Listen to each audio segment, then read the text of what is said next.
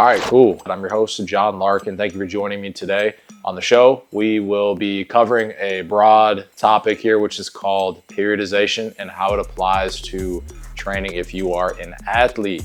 We'll talk a little bit about what it is, why it's important, as well as how we implement it throughout the training cycle here at New Wave Performance.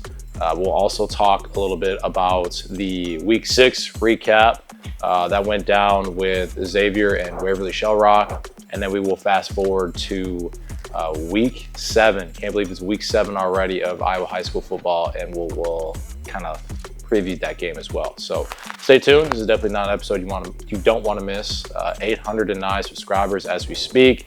If you haven't gotten your merch already, that was a great time. I know you walked out this morning and felt the breeze and felt the cool air hit you and thought, man, I might have to go back in and put a hoodie on. This is a great opportunity to do that. You know what? I actually might run a promo right now. Thank you to all those that celebrate Virginia Beach season, 6 God, and we'll give you 6% off. No, I'm just joking. We'll give you 10% off. It's October. OVO, we'll give you that. But anyway, let's get into the show.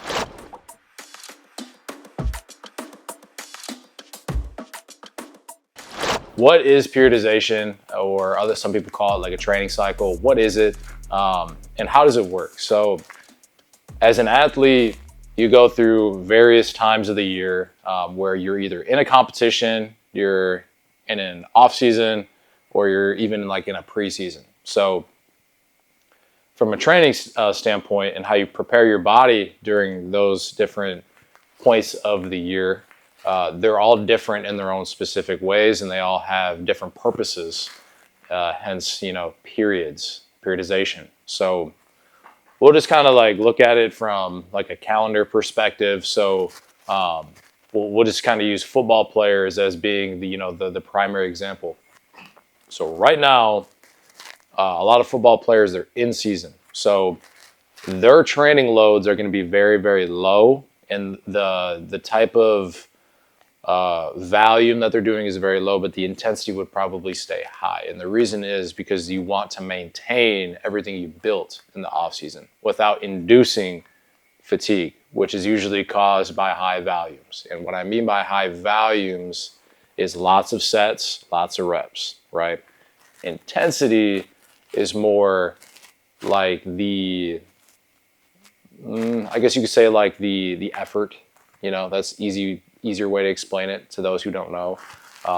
Think about if you're doing like a 3 reps on a back squat or a hang clean, right? That's going to be a little bit more intense versus something that's about 8 reps or 5 to 8 reps, so on and so forth. But anyway, so when you're in season, the volume is going to be low and the intensity is going to remain high. Then you get into like your post season, off season, whatever. And that is typically where, you peel back all the layers and you think, all right, where do I need to improve? If you're in a team setting, a lot of times you're going to focus more on like hypertrophy, which is the building of muscle cells. And therefore you just add more like size to your body as an athlete. So a lot of times teams will go for that in the off season, which would be in the wintertime. And then we kind of transition throughout that off season, depending on how long it is, right? So yeah, you might be focusing on more of like muscle size and putting on body armor and all that good stuff in the earlier part of the off season. But then as we get closer to the actual competition season, you start to introduce more and more specific types of loading. Are you trying to get faster? Are you trying to get more explosive? Are you trying to improve your change of direction? What specifically are you working on? And that is why periodization is important. You need to have a target. You need to have a set goal of how you want to develop your body as an athlete. And so if you didn't do that, then your training would almost kind of be random, and you actually would probably be missing out on a lot of growth and adaptation throughout the off season. So it's super important to dial that in and make sure that you have a set plan, right? You have a certain cycle that you'd like to operate on. And so for us at New Wave, we kind of prioritize the off season a little differently. Simply because a lot of these kids, they're already working with their team. Their team might have a plan for them. Most of them around here do. They have a lifting program and all that. So we don't really need to get into that nitty gritty. So our plan, right? November's coming up. We only got like 2 weeks left of football season if you don't make playoffs. So we'll just say November, right? November. Our goal is to just take the kids that we get. We want to essentially reset their bodies. We want to reset their nervous system. We want to reset the alignment of their body. We want to fix any type of nagging injuries that have been lingering around. And essentially, we want to give them a reset button. At the same time, the way that we do that is through loaded mobility. While we're doing that, we also have a second half of the session where we are focusing more on like plyometrics and building just strength and explosiveness in the weight room. So a lot of people, they'll get 8 weeks in with us, November, December, right? And their vertical will go up about 2 to 4 inches, right? As if you like train like 1 to 3 times a week, depending on what you choose.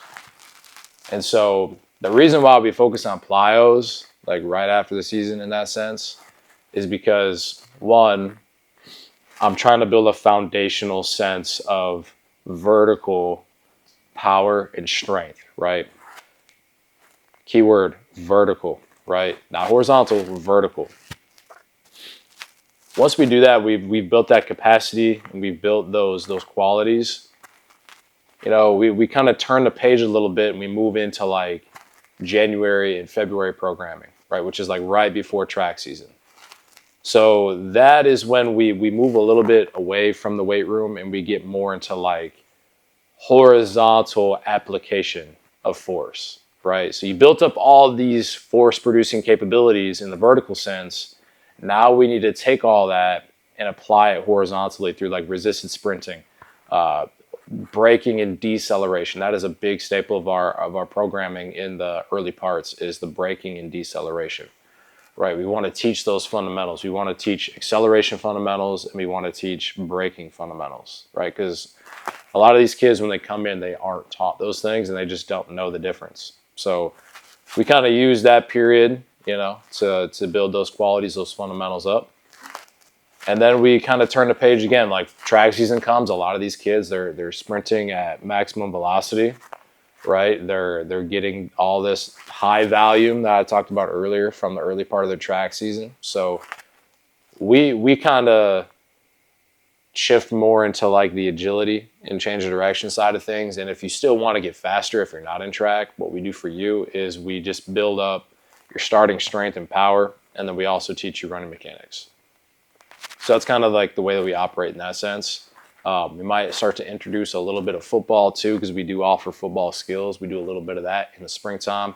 The reason why we don't really focus on that so much on the winter and in the fall is because they're fresh out of the season, right? It's not really a time to really focus on those things. Like it's okay to do those things, but again, you got to prioritize. You can't do everything all at once, right?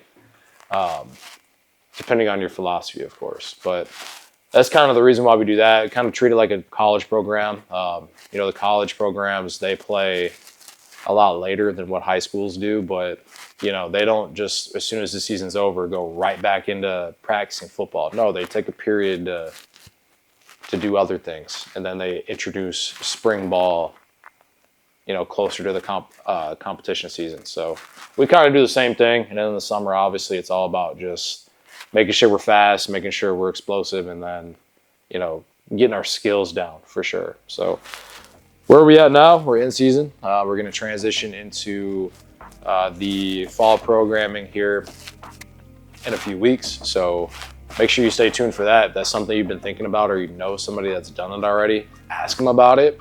I guarantee you they'll have a positive thing to say. It's actually some of our favorite programming for some of our athletes because of the results they get from it. So like I said, 2 to 4 inches. So, if you think about it, if you're about this far away from dunking a basketball, we can probably make that happen if you stick with us for 8 weeks here in the fall. So hopefully that answers any questions about training periodization and what it is, why it's important, have a better understanding on that. If you want to know more about this topic, drop us a comment. We'll make sure that we talk more about it in a future episode. Now, looking back at week 6, we went to watch Xavier play Waverly-Shell Rock. My prediction for the game kind of panned out being true. The final score was 42-21. I was off by a touchdown, but yeah, I kind of had an idea who was going to win that one for obvious reasons that we talked about last episode, but it didn't really seem like there were very many good games going around in the area. So we decided, you know what, we'll go watch Xavier play and go watch them do their thing. Kind of highlight some of the peak performers in that one. Carter Hoffman, running back, he had 96 yards and 2 touchdowns in the game. Bo Morio, the Mike linebacker, had 6 tackles. And then Cash Parks, 190 yards passing and 3 touchdowns. So shout out to those guys. Congratulations on moving to 6-0. Just keep that momentum going throughout October. Looking at a couple of other notable performances, there's 2 that I'd like to point out. Wes Copus from Cedar Rapids Prairie. He had 8 tackles and 5.5 tackles for loss. So he's playing in the backfield a lot in their game. I believe they played Hempstead was the team that they played. And then also want to shout out running back Riley Haney from CPU, 99 yards rushing and 1 touchdown against a good Mount Vernon team that they played on the road. So speaking of CPU, we're going to dive into the Week 7 preview featuring Center Point Urbana and Maquoketa. So this will be the first time that I've actually gone to watch some small school football, if you want to call them a small school. You know, they have a matchup at Rogers Field in Center Point. I'm actually pretty excited to go to this one. I know the guys that I trained for that school have been really asking me to get out there and watch them play. They've been asking all year, hey, when you coming, when you coming? All right, fellas, here you go. I'm going to be there this week. So kind of looking at the resume for both teams, they're both 1-5. So not the strongest programs in that sense, but again, they both have one thing in common other than their records, is that they've both played Mount Vernon. And so whenever you got teams that have similar records, you kind of look at, okay, well, who did they play? Well, Mount Vernon is like, I want to say they're like one of the number 1 teams in their class. And pretty sure Maquoketa got beat like 50-0. Okay. And then last week, Center Point Urbana played them 34-14. I'm pretty sure it was a close game at half. Mount Vernon ended up running away with it in the second half. So I remember looking at some of the matchups in this game here with Maquoketa and CPU.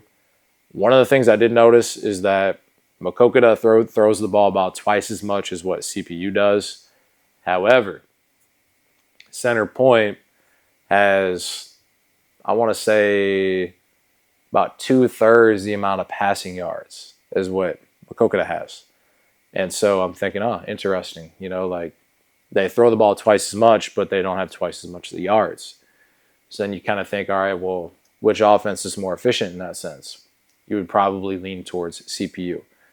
Now I double clicked into that, that passing category for Maquoketa, and I noticed that they're playing 2 quarterbacks. So I'm like, man, two quarterbacks, and they both have a significant amount of passing attempts. Like I want to say the QB2 has 60 passing attempts and QB1 has like 70. So it's pretty even split in that sense. And I was looking at their roster, and I'm like, okay, who do they have? The quarterback, right, the QB1, senior, he is the leading rusher on the team. And he also has, one of the most amount of tackles on the team. He's also got interceptions. So I'm like, okay, like this kid, he's playing both ways. He's doing everything. That's probably why they have 2 quarterbacks.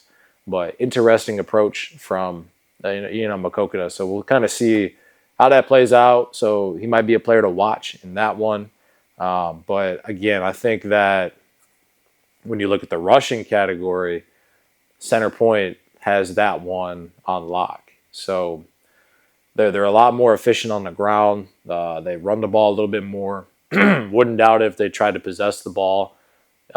In the game that they did win against Anamosa, they only scored 14 points. Matter of fact, they haven't scored more than 14 points all season. So we'll see if that is something that they can overcome. You know what I mean? They can really put up a lot of points versus a 1-5 Makokata team. So my prediction for this one, I think that the quarterbacks, they'll kind of go back and forth. I think that there will be a couple passing touchdowns, and I wouldn't doubt if there were a couple rushing as well. So special teams, I didn't really see much on that. If I was going to give an edge in the special teams department, it probably would be for Makokata. I saw that they had a lot more return yards on kickoffs, so that's going to help with their field position. We'll see how that pans out, though. I think the final score of this one is going to be... I wanted to take a moment and step away from the podcast to tell you guys about today's sponsor, the Wave of Opportunity Foundation. It is a nonprofit based here in Cedar Rapids that is targeted towards serving youth athletes and giving them opportunities to experience, travel sports, any type of careers that they can build through sports. And so we're looking for founding partners. So if you're a corporate entity or a small business perhaps that is looking to help fuel a young athlete's dreams and aspirations, this is a great chance for you to be involved in their journey. So if you want to get involved, our contact information is in the description below. We look forward to hearing from you. Now let's get back to the podcast. I think the final score of this one is going to be 21-7 CPU. I don't think that Makokata is going to get a lot going on the ground. I think they're going to have to throw the ball a lot, which they like to do. But again, I think just as long as center point can possess the ball and capitalize on their opportunities, they'll be able to mitigate any type of big plays that Makokata can get off of momentum, because they won't be able to generate any momentum because they don't have the ball enough. So we'll see. 21-7. I got center point in this one. We're set. We're 6 weeks in. So by now you can kind of tell, all right, like this team, they didn't really have the season they were expecting to have, or, this team really exceeded expectations. And I just think it's kind of interesting because at the beginning of the season, matter of fact, at the beginning of the podcast, we kind of talked about like doing our week 1 preview. And like I said, every player, at the beginning of the year, they always tell you, oh yeah, we're going to have a good season, this, and that, and the third. But it just kind of is interesting how it actually all shakes out. And you kind of learn a lot about, the player, the types of programs that are in the area, because at the beginning of the year, everybody's 0-0. Everybody's got a blank slate. But then that's what makes it interesting, is as the season unfolds, you can kind of tell who's who. So it'll be interesting to see how playoffs shake out. But other than that, well, that's pretty much it for, talking about high school football. But I do want to kind of switch focuses more towards what's next in the podcast. So kind of thinking more about types of guests we want to have on. Let us know like what you want to see more of. And then also if you are someone that want to come on and be a guest, shoot us a DM or email us on newwaveperformance.com. And if you're also looking to get some type of sponsor for the Wave of Opportunity Foundation, we could have you on. You can talk more about what you do, how you impact the community, and we can kind of just go from there. So if you have anything else, make sure you let us know. Other than that, stay smooth, and we'll see you guys on the next episode.